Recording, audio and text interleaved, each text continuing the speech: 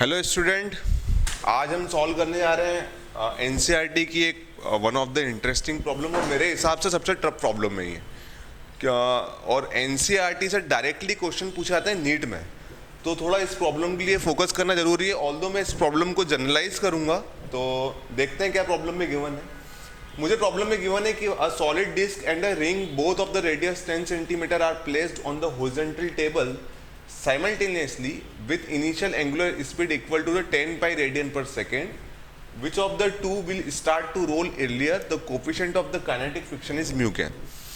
सबसे इसके पहले ही एक क्वेश्चन दिया हुआ है जिसमें उसने पूछा हुआ है कि अगर मेरे पास में एक डिस्क है और वो ओमेगा से रोटेट कर रहा है और उसको मैंने एक फ्रिक्शनलेस सरफेस पे रख दिया है,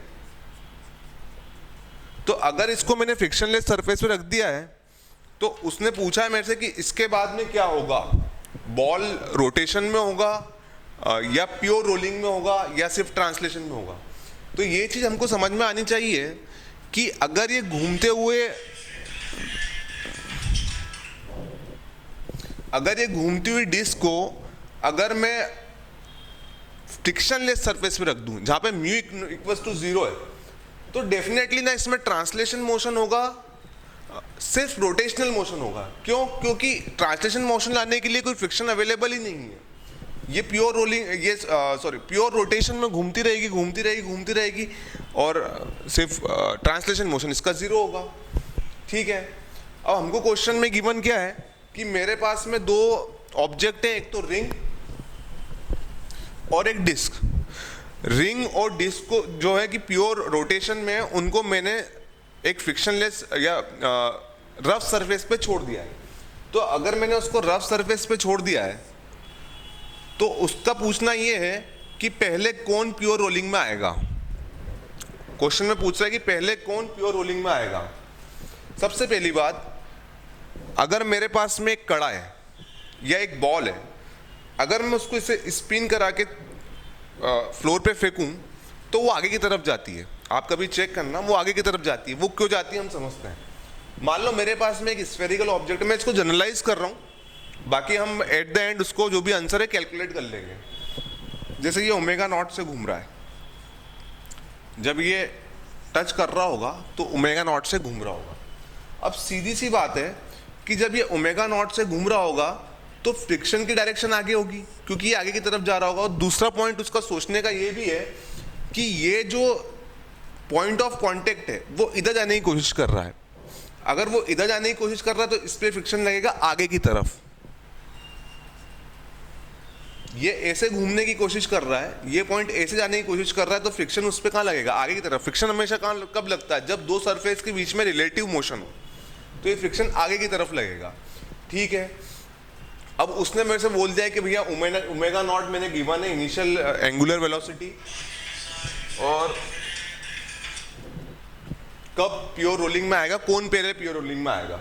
हम एक जनरल टाइम कैलकुलेट कर लेते हैं, उससे हम डायरेक्टली मैनिपुलेट कर पाएंगे कि अगर मेरे को डिस्क दिया हो, स्फेयर दिया हो या रिंग दिया हो, तो पहले कौन प्योर रोलिंग में आएगा या पहले कौन प्योर रोल करेगा। ठीक है, कैलकुलेट करना स्टार्ट करते हैं। इस वाले क्वेश्चन में अगर मैं ट्रांसलेशन की इक्वेशन लगाऊं, सिर्फ अगर मैं ट्रांसलेशन की इक्वेशन इसमें लगाता हूं तो मुझे मालूम है कि ट्रांसलेशन की इक्वेशन होती है F equals to a com. F equals to a में मैं कई बार बता चुका हूँ, A is the acceleration of centre of mass. ठीक है, अच्छी बात है। तो मैं इसको लिख देता हूँ कि इस केस में ट्रांसलेशन में सिर्फ एक ही फोर्स लग रहा है, ऑल्दो यहाँ पे मैं नॉर्मल भी बना देता हूँ ताकि थोड़ी क्लैरिटी हो जाए, और mg भी लग रहा होगा।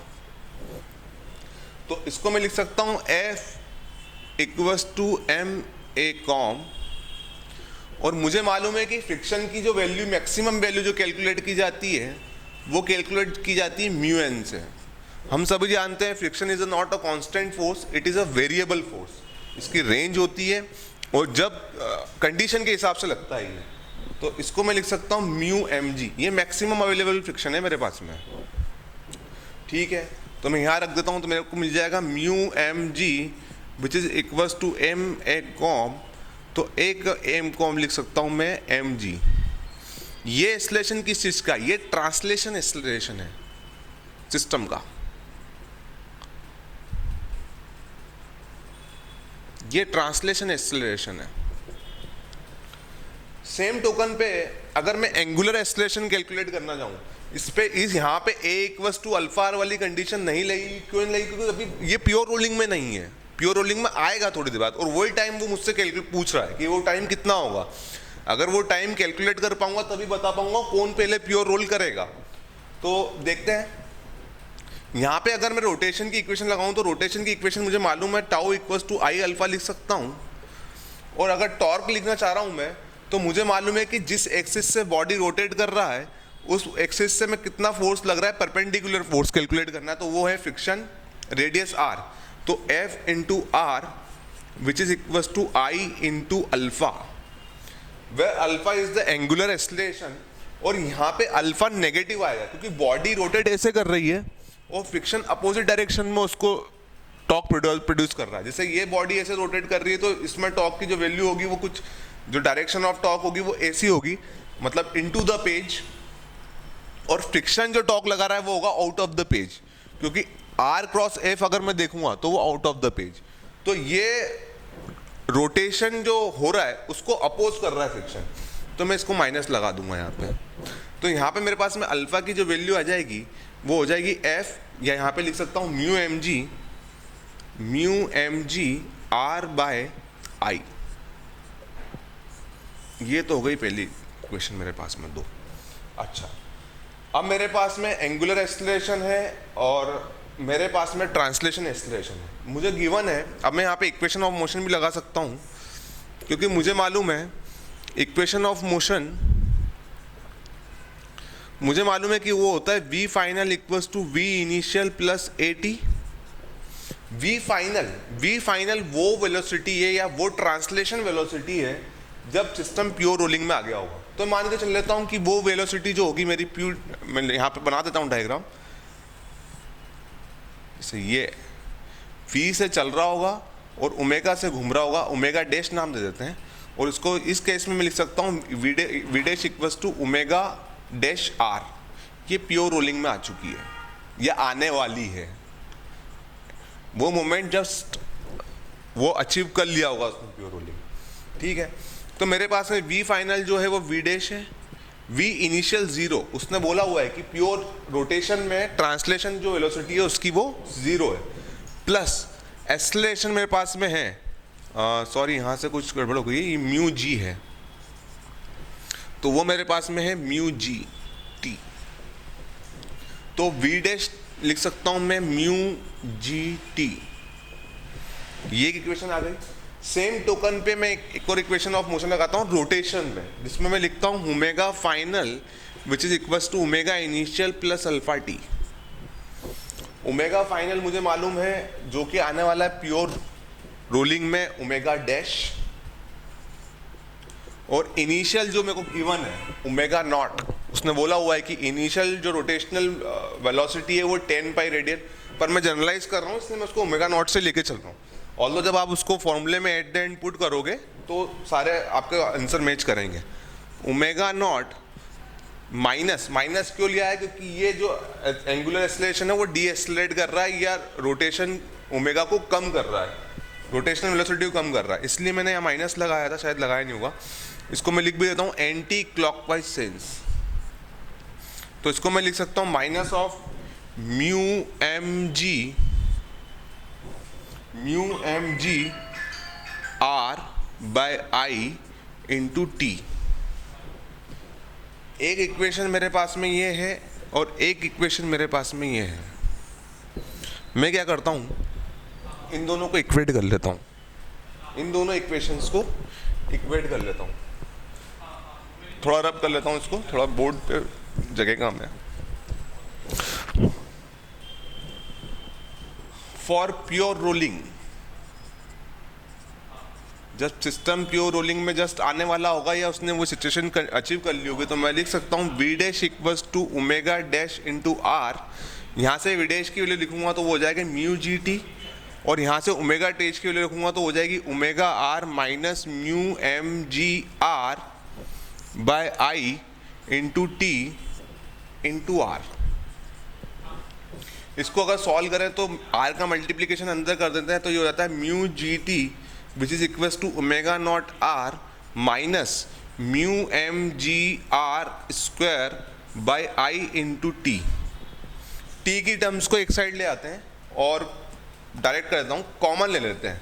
जैसे टी की टर्म अगर मैंने एक साइड लिख दी तो ये हो जाएगा ओमेगा नॉट आर, इसको इधर लेके आऊँगा, टी कॉमन ले लूँगा तो मेरे पास नीचे बचेगा mu g plus mu M G are square by I. थोड़ा और इसको सिंप्लीफाई करना हो तो क्या करूँगा, ओमेगा नॉट आर, यहाँ से म्यू जी कॉमन ले लेता हूँ तो mu g 1 plus m r square by I. अब देख सकते हैं कि फ़ायदा क्या हुआ मुझे, मैंने आई की वैल्यू, अब मैं किसी भी आई की वैल्यू पुट कर सकता हूँ किसी भी सिस्टम के लिए, चाहे फिर मेरे पास में वो स्फेयर हो, रिंग हो, डिस्क हो, जो भी हो, उसकी वैल्यू मैं आई पुट करके डायरेक्ट टी की वैल्यू निकाल सकता हूँ। पर हम यहाँ से भी मैनिपुलेट कर सकते हैं, अगर थोड़ा ध्यान से देखें तो।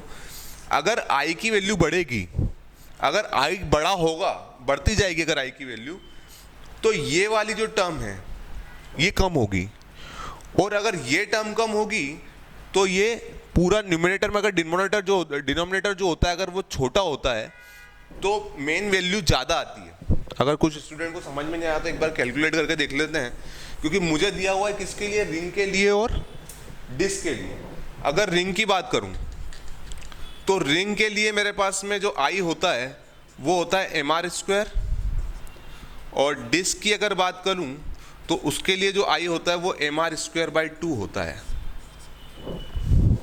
ना।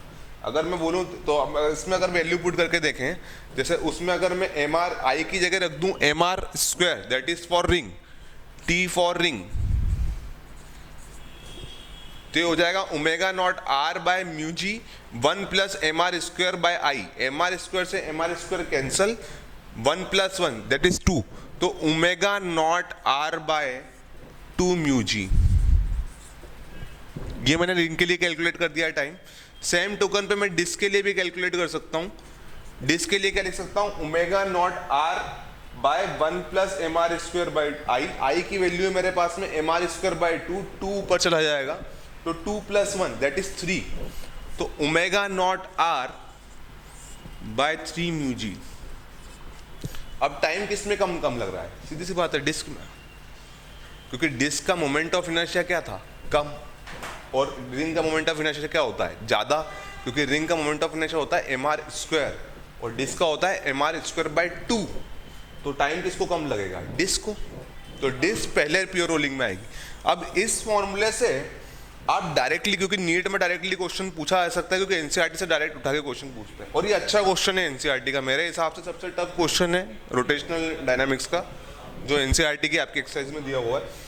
तो इसमें आप आई की कुछ भी वैल्यू पुट कर सकते हैं और डायरेक्टली टाइम मैनिपुलेट कर सकते हैं। अगर आपसे मान लिया डायरेक्ट क्वेश्चन पूछ लेते हैं कि स्फेयर और डिस्क में कितना होगा, या होलो स्फेयर या रिंग में कितना होगा, कंपैरिजन पूछ ले तो डायरेक्ट निकाल सकते हैं, और टाइम अगर आपसे पूछ ले तो वो भी कैलकुलेट किया जा सकता है। Thank you.